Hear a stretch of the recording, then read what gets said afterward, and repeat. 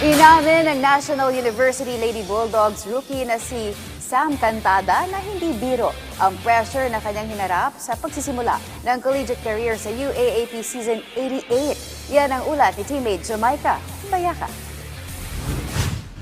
Pinuri ni Lady Bulldogs head coach Regine Diego ang ipinakitang composure at determinasyon ng kanilang rookie na si Sam Cantada sa gitna ng mataas na expectations ng koponan.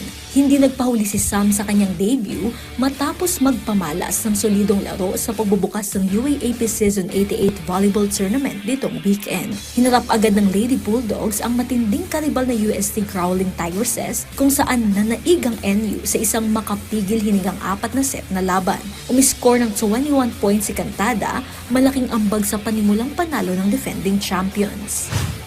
I know a lot of people will say na chamba yung kay Sam, but I've seen it so many times already. So it's her, it's her character. She's a really good fighter, lalo sa crucial game. So I didn't doubt her, and I was so sure that she's going to win it, sa dulo.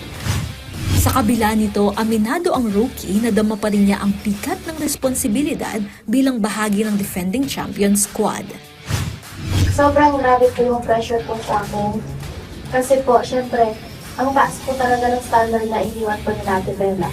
Pero syempre, andyan naman po yung coaches ko at yung teammates ko po na tinutulungan po nila ako every training na pinupush po talaga nila ako. Bumalik na po ulit yung confiance. So, kailangan ko lang po mas ma-push pa po and maging mas consistent pa po.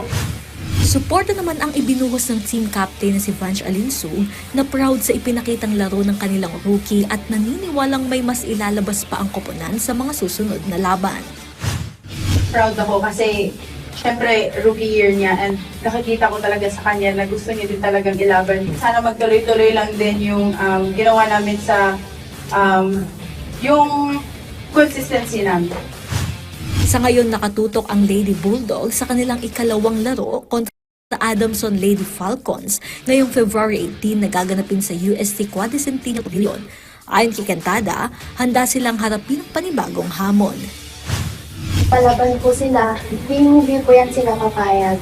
Kilala ko po yan kung paano po yung ugali nila. Pero syempre, hindi rin po kami papayag. Gagawin din po namin yung best namin, palagi. Jamaica Bayaka para sa atletang Pilipino, para sa bagong Pilipinas.